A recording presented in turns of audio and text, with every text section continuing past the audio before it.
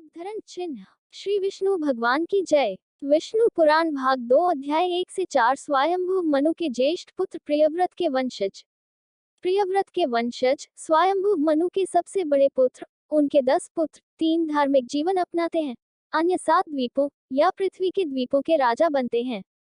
जम्बू द्वीप के राजा अग्निध्र ने इसे 9 भागों में विभाजित किया, जिसे उन्होंने अपने बेटों में वितरित किया। नाभि दक्षिण के राजा के बाद ऋषभ ने शासन किया और उनके बाद भरत ने शासन किया। उनके नाम पर भारत का नाम भरत रखा गया। उनके वंशज स्वयंभू मनवंतर के दौरान शासन करते हैं। मैत्रेय ने कहा, आदरणीय गुरुवर, आपने मुझे सृष्टि के निर्माण के संबंध में जो कुछ सुनने की मेरी जिज्ञासा थी वह सब विस्तार से बता दिया है, परंतु विषय का एक भाग ऐसा है जिसे मैं पुनः बताना चाहता हूँ। आपने कहा कि प्रियव्रत और उत्तानपाद स्वयंभू मनु के पुत्र थे तथा आपने उत्तानपाद के पुत्र ध्रुव की कथा दोहराई। आपने प्रियव्रत के वंशजों का कोई उल्लेख नहीं किया तथा यह उनके परिवार का विवरण है जिसे मैं आपसे कृपापूर्वक बताने की प्रार्थना करता हूँ। पराशर ने कहा, प्रियव्रत ने कुलपिता कर्दम की पुत्री काम्या से विवाह किया और उनकी 2 पुत्रियां सम्राट और कुक्षी और 10 पुत्रियां थीं। पुत्र बुद्धिमान, वीर, विनीत और कर्तव्यपरायण थे, जिनके नाम थे अग्निध्र, अग्निबाहु, वपुष्मत, द्युतिमत, मेधा, मेधातिथि, भव्य, सवाल, पुत्र और 10वां था ज्योतिष्मत, जो नाम के अनुसार स्वभाव से ही महान था। ये प्रियव्रत के पुत्र थे जो बल और पराक्रम के लिए प्रसिद्ध थे। इनमें से 3 या मेधा पुत्र और अग्निबाहु ने धार्मिक जीवन अपनाया। पूर्व जन्म की घटनाओं को याद करते हुए उन्होंने प्रभुत्व की लालसा नहीं की, बल्कि पूरी तरह से निस्वार्थ और किसी पुरस्कार की आशा न करते हुए उचित समय पर भक्ति के अनुष्ठानों का परिश्रम पूर्वक अभ्यास किया। प्रियव्रत ने पृथ्वी को 7 महाद्वीपों में विभाजित करके उन्हें क्रमशः अपने अन्य 7 पुत्रों को दे दिया। अग्निग्र को उन्होंने जम्बू द्वीप दिया, मेधातिथि को उन्होंने प्लक्ष द्वीप दिया, उन्होंने वपुष्मत को शाल्मली द्वीप का राज्य प्रदान किया और ज्योतिष्मत को कुश द्वीप का राजा बनाया। उन्होंने द्युतिमत को क्रौंच द्वीप का, भव्य को शक द्वीप का और सवाल को पुष्कर द्वीप का राजा नियुक्त किया। जम्बू द्वीप के राजा अग्निध्र के 9 पुत्र थे, जो कुलपिताओं के समान ही तेजस्वी थे। उनके नाम थे नाभि, किमपुरुष, हरिवर्ष, इलावृत, रम्य, हिरण्वत, कुरु, भद्राश और केतुमाल, जो सदा धर्म का पालन करने वाला राजकुमार था। मैत्रेय, आगे सुनिए कि किस प्रकार अग्निध्र ने जम्बू द्वीप को अपने 9 पुत्रों में बांटा। उन्होंने नाभि को हिमवत या बर्फीले पर्वतों के दक्षिण में हिम नामक देश दिया, किनपुरुष को हेमकूट देश दिया और हरिवर्ष को किनपुरुष का देश दिया। निषद, जिस प्रदेश के मध्य में मेरु पर्वत स्थित है, उसे इलावृत को दिया तथा रम्या को उसके और नील पर्वत के बीच के देश दिए। हिरण्वत को उसके पिता ने श्वेत नामक उत्तर का देश दिया तथा श्वेत पर्वत के उत्तर में श्रृंगवन पर्वतमाला से घिरा हुआ देश कुरु को दिया। मेरु के पूर्व के देश उसने भद्राश को दिए तथा गंधमादन, जो उसके पश्चिम में था, उसे उसने केतुमाल को दिया। इन विभिन्न प्रदेशों में अपने पुत्रों को राजा बनाकर धर्मात्मा राजा अग्निध्र ने पवित्र तीर्थ स्थान शालग्राम में तपस्या का जीवन व्यतीत किया। 8 वर्ष या देश, किनपुरुष और बाकी पूर्ण आनंद के स्थान है, जहाँ सुख सहज और निर्बाध है। उनमें कोई उतार चढ़ाव नहीं है, न ही जीर्णता या मृत्यु का भय है, न तो पुण्य या पाप का भेद है, न ही अच्छे या बुरे के रूप में डिग्री का अंतर है, न ही युगों की क्रांतियों द्वारा इस क्षेत्र में उत्पन्न होने वाले प्रभावों में से कोई भी है। नाभि ने हिमालय देश को अपना भाग बना लिया था तथा उनकी रानी मेरु से महापुरुष ऋषभ उत्पन्न हुए थे। उनके 100 पुत्र थे, जिनमें सबसे बड़े भरत थे। ऋषभ ने न्याय और बुद्धि से शासन किया तथा अनेक यज्ञों का अनुष्ठान किया। उन्होंने पृथ्वी का राज्य वीर भरत को सौंप दिया और पुलस्त्य के आश्रम में जाकर तपस्वी का जीवन अपना लिया। उन्होंने धार्मिक तपस्या की तथा सभी निर्धारित अनुष्ठान किए। तपस्या के कारण वे इतने क्षीण हो गए कि उनकी त्वचा और रेशे ही रह गए। उन्होंने अपने मुंह में एक कंकर रख लिया और नंगे ही सभी प्राणियों की तरह विहार करने लगे।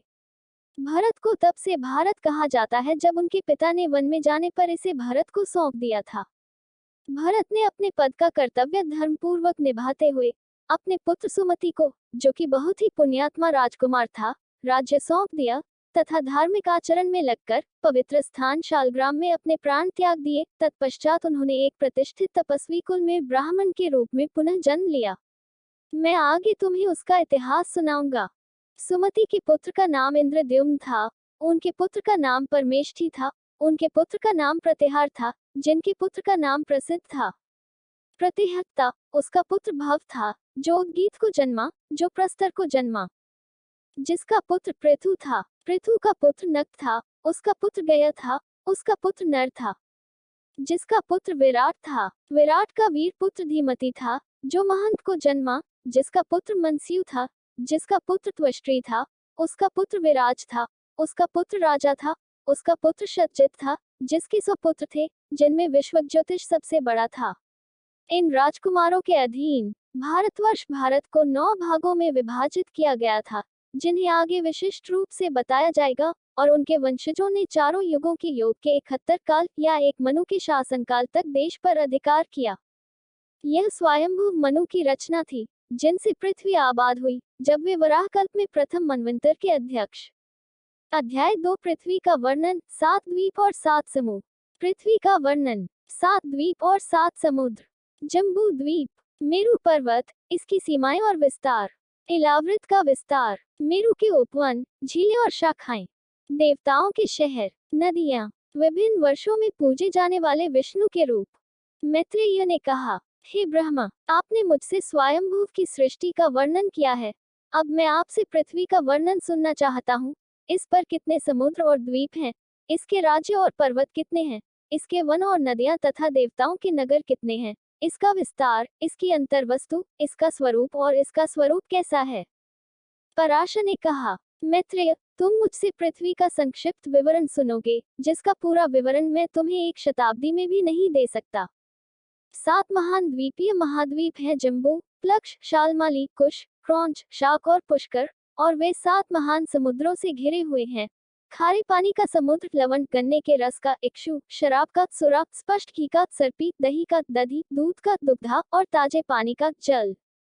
जम्बू द्वीप इन सब के मध्य में है, और इस महाद्वीप के मध्य में स्वर्णिम मेरु पर्वत है। मेरु की ऊंचाई 84,000 योजन है, और पृथ्वी की सतह से इसकी गहराई 1000 फीट है। 16,000 शिखर पर इसका व्यास 32,000 योजन है, और इसके आधार पर 16,000। इस प्रकार यह पर्वत पृथ्वी के कमल के बीज कप के समान है। पृथ्वी के सीमांत पर्वत हिमवान, हेमकूट और निषद हैं, जो मेरु के दक्षिण में स्थित हैं, और नील, श्वेत और श्रृंगी, जो इसके उत्तर में स्थित हैं। 2 केंद्रीय श्रेणियां, वे जो मेरु के बगल में हैं, या निषद और नील, 1,00,000 योजन पूर्व और पश्चिम में चल रही हैं, तक फैली हुई हैं। अन्य प्रत्येक 10,000 योजन कम हो जाती है, क्योंकि यह केंद्र से अधिक दूर है। वे ऊंचाई में 2000 योजन और चौड़ाई में भी उतनी ही हैं। इन श्रेणियों के बीच वर्ष या देश भारत हैं, जो हिमवान पर्वत के दक्षिण में है। अगला किनपुरुष, हिमवान और हेमकूट के बीच, उत्तरार्ध के उत्तर में, और निषद के दक्षिण में, हरिवर्ष है। मेरु के उत्तर में रम्यक है, जो नील या नीले पहाड़ों से श्वेत या सफेद पहाड़ों तक फैला हुआ है। हिरणमय, श्वेत और श्रृंगी श्रेणियों के बीच स्थित है, और उत्तर कुरु, भारत के समान दिशा का अनुसरण करते हुए, उत्तरार्ध से परे है। इनमें से प्रत्येक का विस्तार 9000 योजन है। इलावृत भी समान आयामों का है, लेकिन इसके केंद्र में स्वर्ण पर्वत मेरु है, और देश पर्वत के चारों ओर से प्रत्येक दिशा में 9000 योजन तक फैला हुआ है। इस वर्ष में 4 पर्वत हैं, जो मेरु के पुच्छों के रूप में बने हैं, प्रत्येक 10,000 योजन ऊंचा है। पूर्व में स्थित को मंदार कहा जाता है, दक्षिण की ओर गंधमादन, पश्चिम की ओर विपुल तथा उत्तर की ओर सुपार्श्व हैं। इनमें से प्रत्येक पर क्रमशः 1 कदम वृक्ष, 1 जम्बू वृक्ष, 1 पीपल तथा 1 वट वृक्ष हैं। प्रत्येक वृक्ष 1100 योजन तक फैला हुआ है, तथा पर्वतों पर पताकाओं के समान ऊंचा उठ रहा है। जम्बू वृक्ष से ही द्वीपीय महाद्वीप जम्बू द्वीप का नाम पड़ा है। उस वृक्ष के सेब हाथियों के समान बड़े होते हैं। जब वे सड़ जाते हैं, तो पर्वत की चोटी पर गिर जाते हैं, तथा उनके रस से जम्बू नदी बनती है, जिसका जल वहां के निवासी पीते हैं, तथा उस जल का जल पीकर वे अपना जीवन सुखपूर्वक व्यतीत करते हैं। उन्हें न तो पसीना आता है, न दुर्गंध आती है, न जीर्णता आती है, न शरीर का क्षय होता है। नदी के तट की मिट्टी जम्बू रस को सोखकर तथा हल्की हवा के झोंकों से सूखकर जम्बूनद नामक स्वर्ण बन जाती है, जिससे सिद्धों के आभूषण बनाए जाते हैं। मेरु के पूर्व में भद्राश्व देश है, तथा पश्चिम में केतुमाल है, तथा इन दोनों के बीच इलावृत का क्षेत्र है। उसी के पूर्व में चैत्रर्थ वन है, दक्षिण में गंधमादन वन है, पश्चिम में वेबराज का वन है तथा उत्तर में इंद्रयानंदन का उपवन है। इसके अतिरिक्त 4 महान सरोवर भी हैं, जिनके जल का पान देवता करते हैं, जिन्हें अरुणोद, महाभद्र, शीतोद तथा मानस कहते हैं। मेरु के आधार से कमल की जड़ से निकलने वाले तंतुओं की तरह मुख्य पर्वत श्रृंखलाएं पूर्व में शीतला, मुकुंद, कुररी, माल्यवान और वैकुंठ हैं। दक्षिण में त्रिकूट, शिशिर, पतंगा, रुकक और निषद, पश्चिम में सिखवास, वैदुर्य, कपिल, गंधमादन और जारुधि और उत्तर में शंखकूट, ऋषभ, नाग, हंस और कालज। ये और अन्य पर्वत मेरु के शरीर के अंतरालों के बीच या हृदय से फैले हुए हैं। मेरु के शिखर पर ब्रह्मा का विशाल नगर है, जो 14,000 लीग तक फैला हुआ है तथा स्वर्ग में प्रसिद्ध है, तथा उसके चारों ओर दिशाओं तथा मध्यवर्ती दिशाओं में इंद्र तथा अन्य लोकों के अधिपतियों के भव्य नगर स्थित हैं। ब्रह्मा की राजधानी गंगा नदी से घिरा हुआ है, जो विष्णु के पैर से निकलकर और चंद्रमंडल को धोते हुए आकाश से यहाँ गिरती है और शहर को घेरने के बाद विपरीत दिशाओं में बहने वाली 4 विशाल नदियों में विभाजित हो जाती है। ये नदियां हैं सीता, अलकनंदा, चक्षु और भद्रा। पहली नदी मेरु के पूर्व की ओर निचले पहाड़ों की चोटियों पर गिरती है, उनके शिखरों पर बहती है और भद्राश्व देश से होकर समुद्र में जाती है। अलकनंदा दक्षिण की ओर भारत देश में बहती है और रास्ते में 7 नदियों में विभाजित होकर समुद्र में गिरती है। चक्षु सभी पश्चिमी पहाड़ों को पार करने और केतुमाल देश से गुजरने के बाद समुद्र में गिरती है। भद्रा उत्तर कौरवों के देश को धोती है और उत्तरी महासागर में समा जाती है। मेरु इस प्रकार नील और निषद पर्वतों उत्तर और दक्षिण में तथा माल्यवान और गंधमादन पश्चिम और पूर्व में के बीच सीमित है। यह कमल के फल की तरह उनके बीच स्थित है। भारत, केतुमाल, भद्राश्व और उत्तर कुरु के देश विश्व के कमल के पत्तों की तरह सीमा पर्वतों के बाहर स्थित हैं। जट और देवकूट 2 पर्वत श्रृंखलाएं हैं, जो उत्तर और दक्षिण में फैली हुई हैं तथा निषद और नील की 2 श्रृंखलाओं को जोड़ती हैं। गंधमादन और कैलाश पूर्व और पश्चिम में समुद्र से समुद्र तक 80 योजन की चौड़ाई में फैला हुआ है। निषद और पारयात्र पश्चिम में सीमांत पर्वत हैं, जो पूर्व की तरह नील और निषद श्रेणियों के बीच फैले हुए हैं, और त्रिशृंग और जारुधि पर्वत मेरु की उत्तरी सीमा है, जो दोनों समुद्रों के बीच पूर्व और पश्चिम में फैले हुए हैं। इस प्रकार मैंने तुम्हारे सामने महान ऋषियों द्वारा सीमा पर्वत के रूप में वर्णित पर्वतों को दोहराया है, जो मेरु के चारों किनारों में से प्रत्येक पर जोड़े में स्थित हैं। वे भी जिन्हें तंतु पर्वत या स्पर्श के रूप में वर्णित किया गया है, शीतला और बाकी अत्यधिक रमणीय हैं। उनमें समाहित घाटियां सिद्धों और चारणों के प्रिय निवास स्थान हैं, और उनके ऊपर सुखद वन और रमणीय नगर बसे हुए हैं, जो विष्णु, लक्ष्मी, अग्नि, सूर्य और अन्य देवताओं के महलों से सुशोभित हैं, और जिनमें दिव्य आत्माएं निवास करती हैं, जबकि यक्ष, राक्षस, दैत्य और दानव घाटियों में अपना मनोरंजन करते हैं। संक्षेप में, ये स्वर्ग या स्वर्ग के क्षेत्र हैं, जो धर्मियों के निवास स्थान हैं, और जहां दुष्ट 100 जन्मों के बाद भी नहीं पहुंचते। भद्राश्व देश में भगवान विष्णु हयशिरा घोड़े के सिर वाले रूप में, केतुमाल में वराह सुअर रूप में, भारत में कच्छप कूर्म रूप में, कुरु में मत्स्य रूप में, सर्वत्र अपने विश्वरूप में निवास करते हैं। क्योंकि हरि सब स्थानों में व्याप्त हैं, वे मैत्रेय हैं, सब वस्तुओं के पोषक हैं, वे ही सब हैं। किम पुरुष के 8 लोकों में तथा शेष लोकों में या भारत को छोड़कर न शोक है, न थकावट है, न चिंता है, न भूख है, न आशंका है। उनके निवासी सब प्रकार की दुर्बलता और पीड़ा से मुक्त रहते हैं, और 10 या 12,000 वर्षों तक निर्बाध भोग विलास में रहते हैं। इंद्र उन पर कभी वर्षा नहीं करते, क्योंकि पृथ्वी जल से भरपूर है। उन स्थानों में कृत, त्रेता या युगों का कोई भेद नहीं है। इनमें से प्रत्येक वर्ष में क्रमशः 7 प्रधान पर्वत श्रेणियां हैं, जिनसे ही ब्राह्मण श्रेष्ठ सैकड़ों नदियां निकलती हैं। अध्याय 3 भारतवर्ष का वर्णन। भारतवर्ष का विवरण, विस्तार, प्रमुख पर्वत, 9 विभाग, भारत की प्रमुख नदियां और पर्वत, प्रमुख राष्ट्र, अन्य वर्षों पर श्रेष्ठता, विशेष रूप से धार्मिक कृत्यों के केंद्र के रूप में। स्थलाकृतिक सूचियां। समुद्र के उत्तर में तथा बर्फीले पर्वतों के दक्षिण में जो देश है, उसे भारत कहते हैं, क्योंकि भरत के वंशज यही रहते थे। इसका विस्तार 9,000 लीग है और यह कर्मों की भूमि है, जिसके फलस्वरूप मनुष्य स्वर्ग जाते हैं या मोक्ष प्राप्त करते हैं।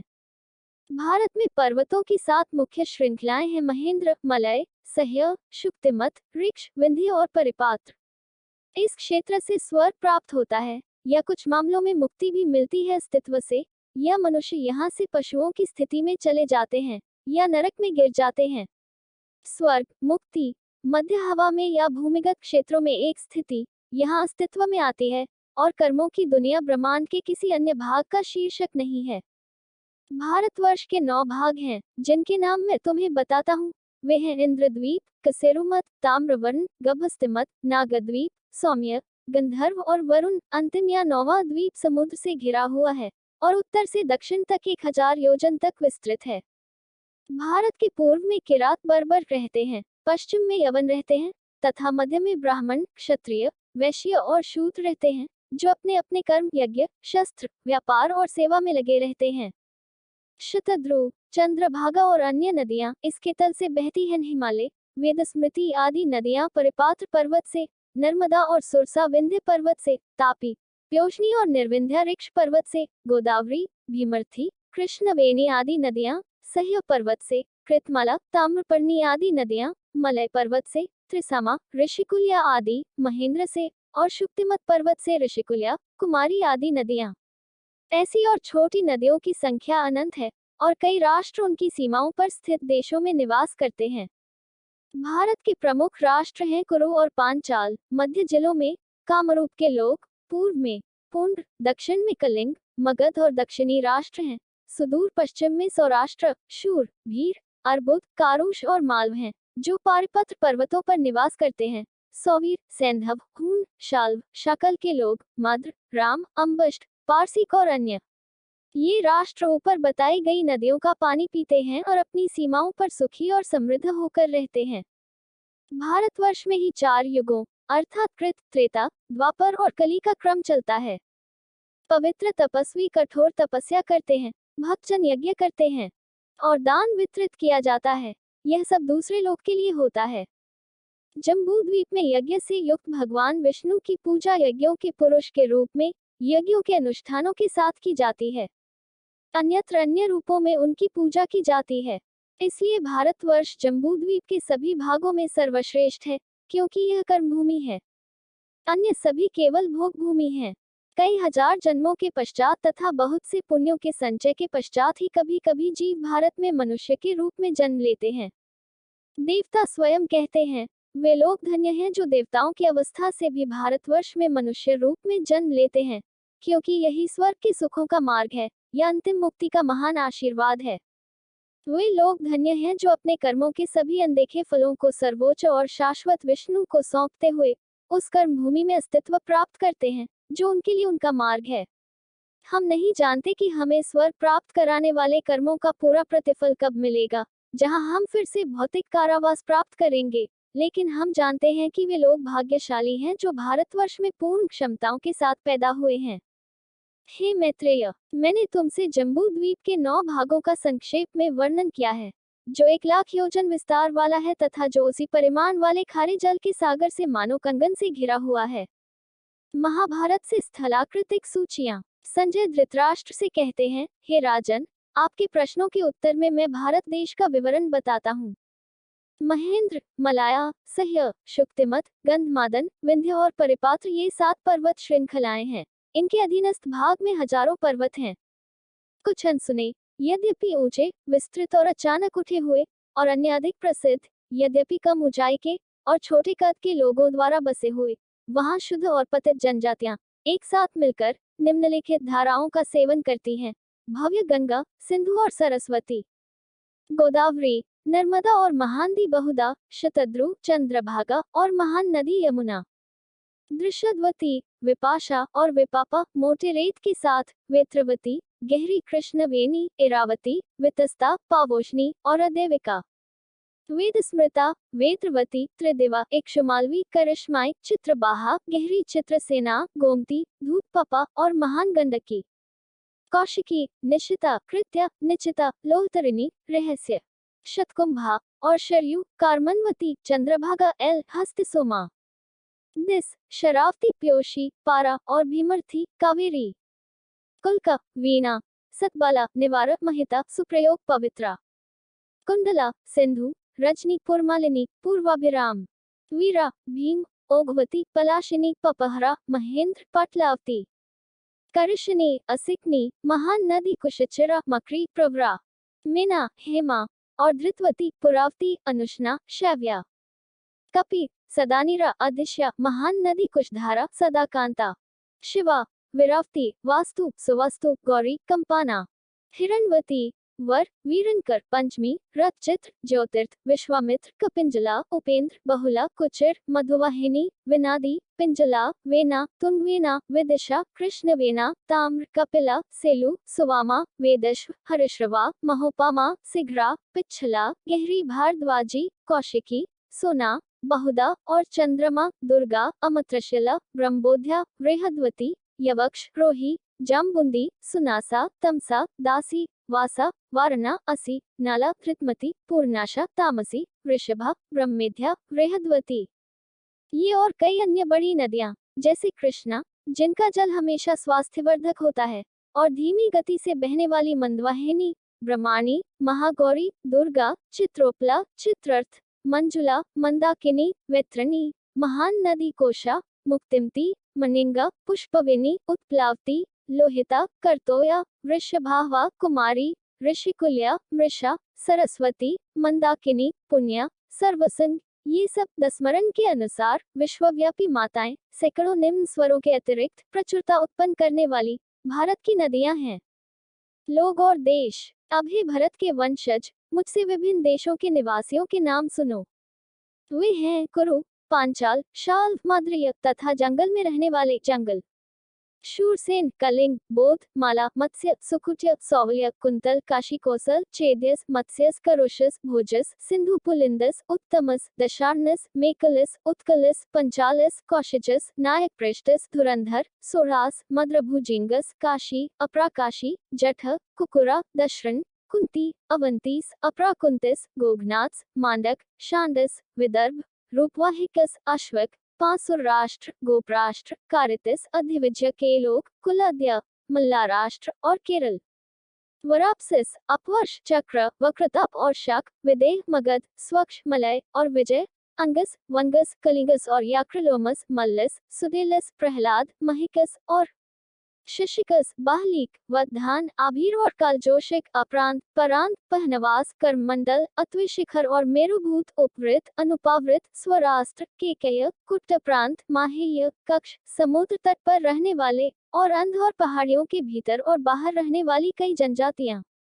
मज, मगध, मानवजाक, माही, मह्युत्तर के उत्तर में रहने वाले, प्रवृश्य, भार्गव, पुंड्र, भार्गव, किरात, सुदेष्टा और यमुना के लोग, यमुना, शक, निषाद, निषाद, आनर्तस और दक्षिण पश्चिम में नैऋतस, दुर्गलास, प्रतिमास्यस, कुंतलस, कुशलस, तिराग्रह, शूरसेन, इचिकास, कन्याकागुनस, तिलबरस, समीरस, मधुमत्तस, सुखदक, कश्मीरीस, सिंधु सौवीरस, गांधार, दर्शक, अभ्यसारस, उत्तुलस, शैवालस और बाहलिक। दारवी के लोग, वनवास, दरवास, वाचमरथोरजस, बाहुबाधास, कौरव्यस, सुदामास, सुमल्लिस, बधनास, करिश्क, कुलिनपत्यकस, वातायंस, दशार्णस, रोमानास, कुशविंदस, काक्षस, गोपाल काक्षस, जांगलस, कुरुवर्णक, किरातस, बर्बर, सिद्ध, वैदे, ताम्रलिप्तस, औद्रस, पौंड्रस, रेतीले इलाकों, शैशिकता और पहाड़ों पार्वतिया में रहने वाले।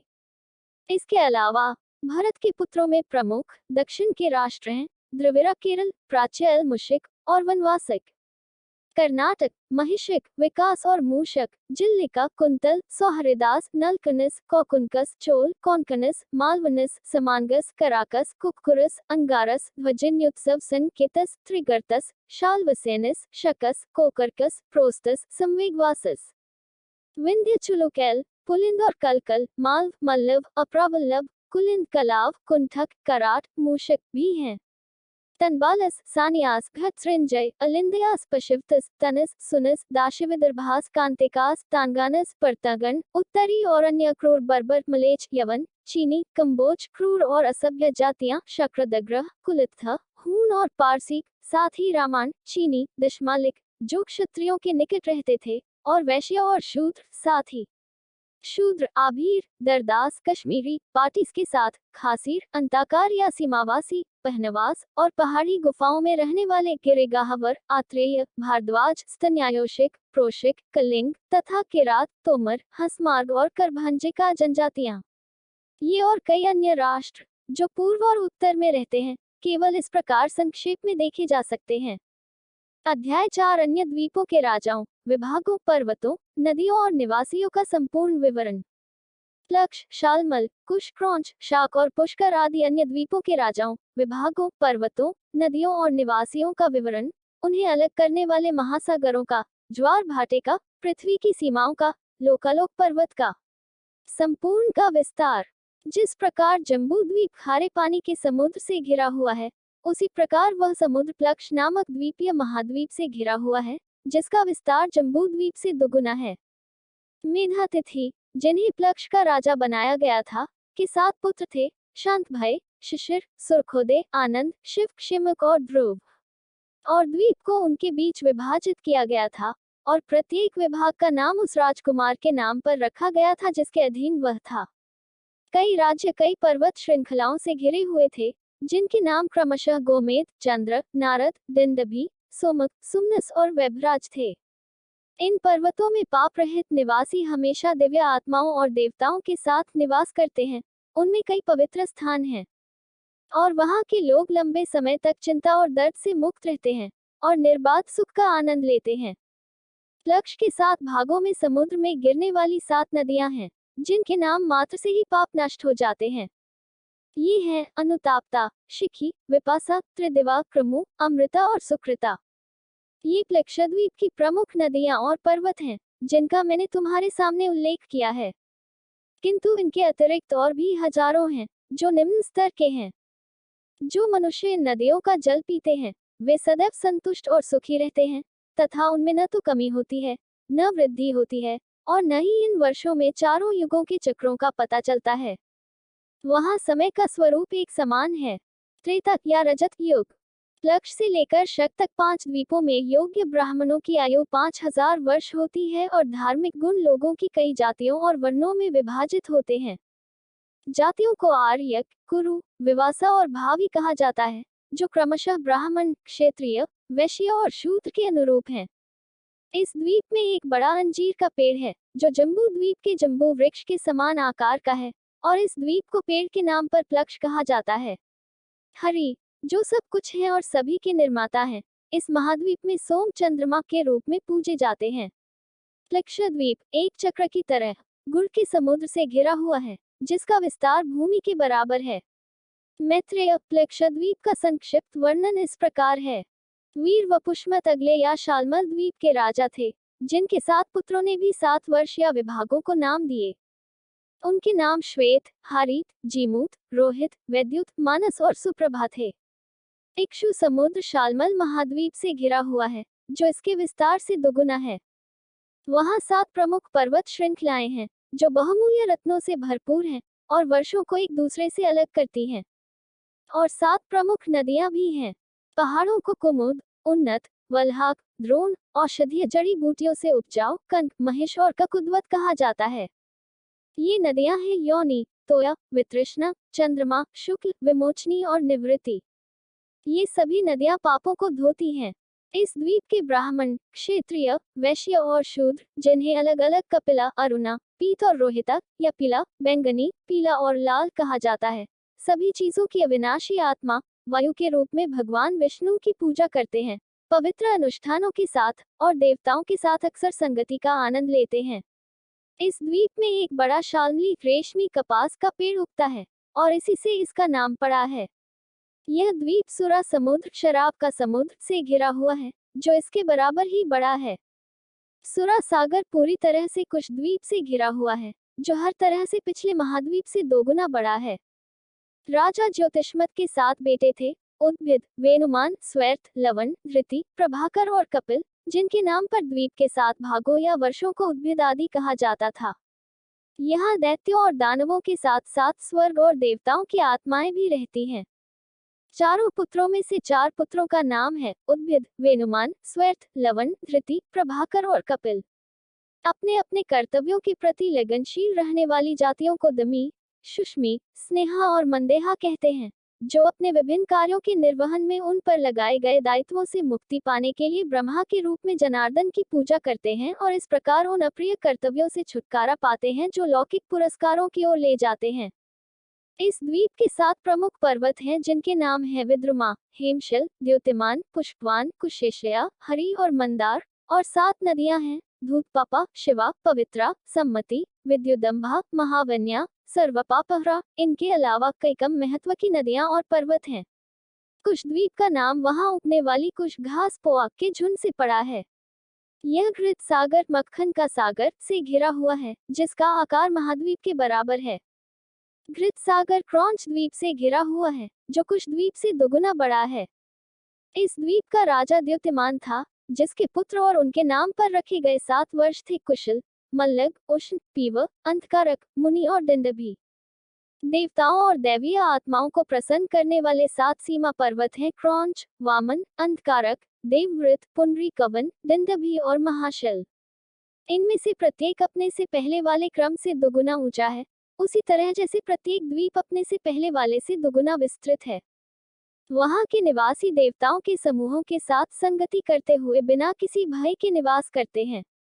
ब्राह्मणों को पुष्कर कहा जाता है, क्षत्रिय को पुष्कल, वैश्यों को धन्य और शूद्रों को तिष्य।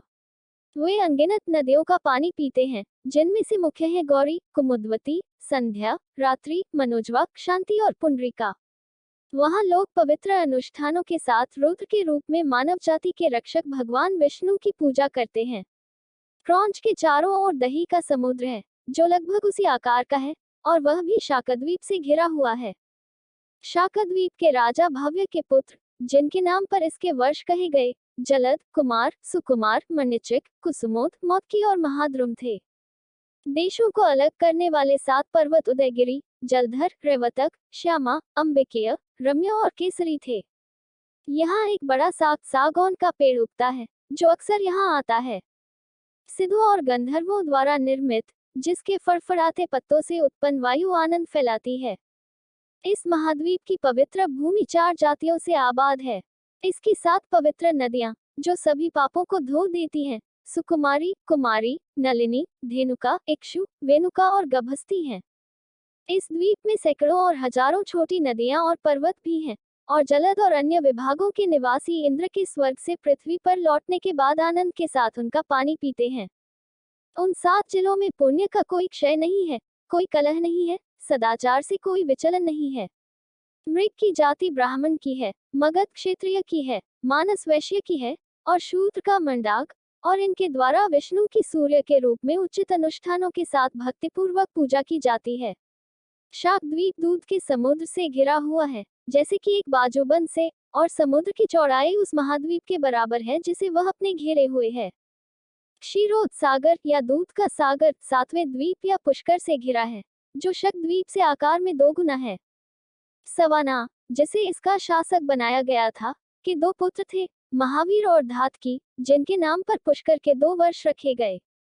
ये पर्वतों की एक विशाल श्रृंखला द्वारा विभाजित हैं, जिसे मानसोत्तर कहा जाता है, जो एक गोलाकार दिशा में बाहरी और भीतरी वृत्त बनाते हुए चलती है।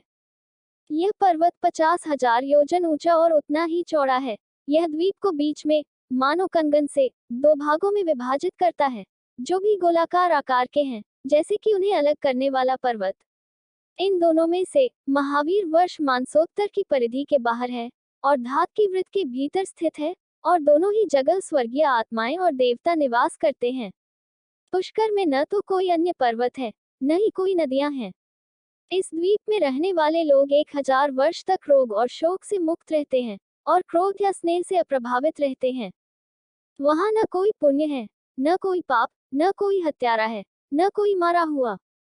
वहां न कोई ईर्ष्या, न कोई द्वेष, न कोई भय, न कोई द्वेष, न कोई लोभ, न कोई नैतिक दोष, न कोई सत्य है, न कोई झूठ। वहां भोजन अपने आप उत्पन्न होता है, और सभी निवासी हर स्वाद के भोजन खाते हैं। वहां के मनुष्य वास्तव में देवताओं के समान स्वभाव के हैं, और उन्हीं के रूप और स्वभाव के हैं। वहां जाति या व्यवस्था का कोई भेद नहीं है, वहां कोई निश्चित संस्थाएं नहीं हैं। न ही लाभ के लिए कोई अनुष्ठान किया जाता है। तीनों वेद, पुराण, नीतिशास्त्र, राजनीति और सेवा के नियम अज्ञात हैं। पुष्कर वास्तव में अपने दोनों विभागों में एक पार्थिव स्वर्ग है, जहां समय अपने सभी निवासियों को सुख प्रदान करता है, जो रोग और क्षय से मुक्त हैं। इस द्वीप पर एक न्यग्रोध वृक्ष फिकस इंडिका उगता है, जो ब्रह्मा का विशेष निवास है, और वे इसमें निवास करते हैं, देवताओं और राक्षसों द्वारा पूजित हैं। पुष्कर मीठे पानी के समुद्र से घिरा हुआ है, जो उस महाद्वीप के बराबर विस्तार का है जिस पर वह स्थित है। इस प्रकार 7 द्वीप महाद्वीपों को 7 महासागरों द्वारा क्रमिक रूप से घेरा गया है, और प्रत्येक महासागर और महाद्वीप क्रमशः अपने पूर्ववर्ती महासागर और महाद्वीप से दुगुने आकार का है। सभी महासागरों में पानी की मात्रा हमेशा एक समान रहती है, और कभी भी न तो बढ़ती है और न ही घटती है, लेकिन एक कड़ाही में रखे पानी की तरह, जो पानी के परिणामस्वरूप, पानी के बहाव के कारण गर्मी के साथ इसका संयोजन फैलता है, इसलिए समुद्र का पानी चांद के बढ़ने के साथ बढ़ता है। हालांकि पानी वास्तव में न तो अधिक है और न ही कम, लेकिन प्रकाश और अंधेरे पखवाड़े में चांद के बढ़ने या घटने के साथ फैलता या सिकुड़ता है। विभिन्न समुद्रों के पानी का बढ़ना और गिरना 510 इंच है। मीठे जल वाले समुद्र के पार उससे दुगुना विस्तार वाला एक प्रदेश है, जहां सोने की भूमि है, तथा जहां कोई प्राणी नहीं रहता। वहां लोकालोक पर्वत है, जो 10,000 योजन चौड़ा और उतना ही ऊंचा है, और उसके आगे चारों ओर सदा अंधकार छाया रहता है। वह अंधकार पुनः अंडे के खोल से घिरा हुआ है। मैत्रेय, ऐसी है पृथ्वी, जो अपने महाद्वीपों, पर्वतों, महासागरों और बाह्य आवरण सहित 50 करोड़ 500 मिलियन है योजन विस्तार में। यह सभी प्राणियों की माता और धात्री है, सभी लोगों का आधार है, तथा तत्वों में प्रमुख है।